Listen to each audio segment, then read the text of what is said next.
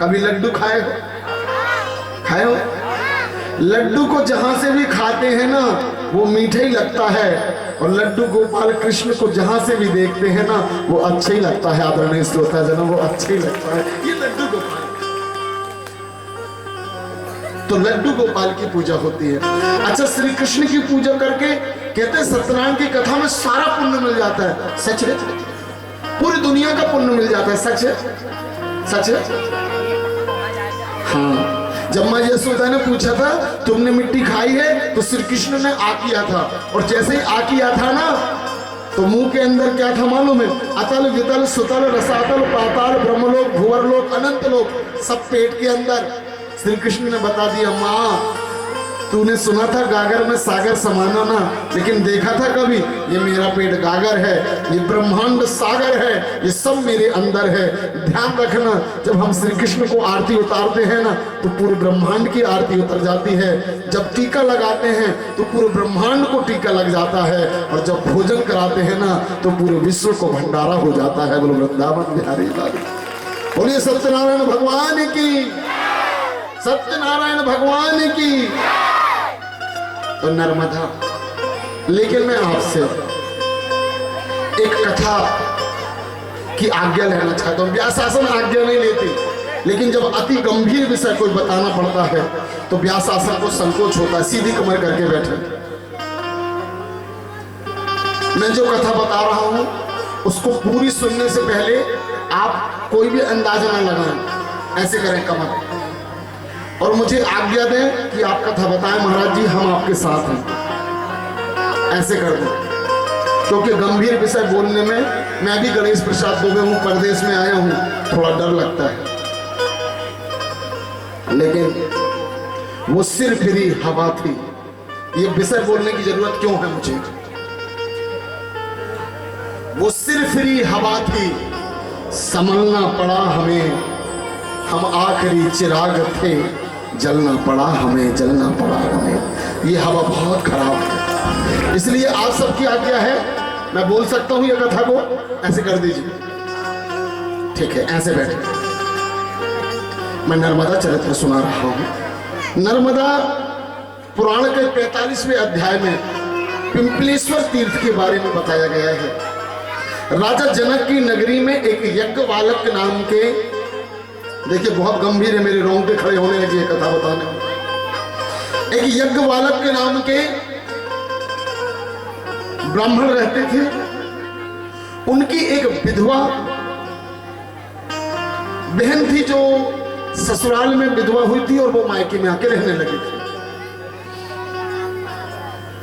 रात्रि में यज्ञ बालक जी सो रहे थे, और न जाने कौन सा स्वप्न आया कि उनको स्वप्न दोष हो गया।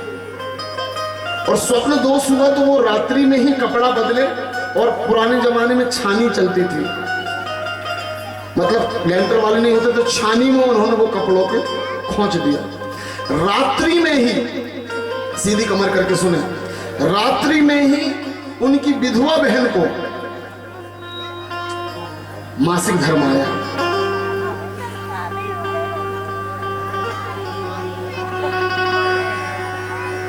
और जैसे ही मासिक धर्म आया तो उसी कपड़े का उपयोग बहन ने कर लिया, और जैसे ही करा सुबह यज्ञ बालक जी उस कपड़े को ढूंढने लगे। बहुत गंभीर विषय है, ऐसी कमर करके सुनेंगे, सीधी कमर, और बिल्कुल मन एकाग्र करके सुनेंगे। जैसे ही उस कपड़े को ढूंढने लगे, और जैसे ही ढूंढने लगे तो वो कपड़ा मिला नहीं, तो घबराए, हे भगवान क्या हो गया?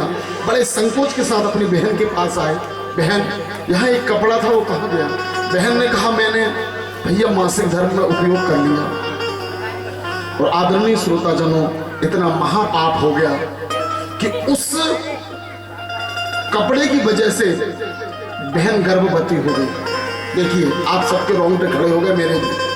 अब बहन और भाई के को काटे तो खून नहीं, क्या किया जाए? अति गंभीर स्थिति है। बहन ने कहा, भाई आप घबराएं ना।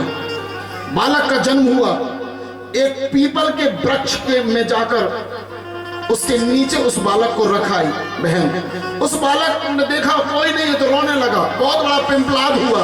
वहां कोई ऋषि मुनि थे, उन्होंने उस बालक को पाला, और जब वो बालक बड़ा हुआ तो उसने बहुत बड़ा यज्ञ किया, और यज्ञ से एक कृत्या नाम की राक्षसी निकली जो यज्ञ बालक जी को जलाने के लिए दौड़ पड़ी।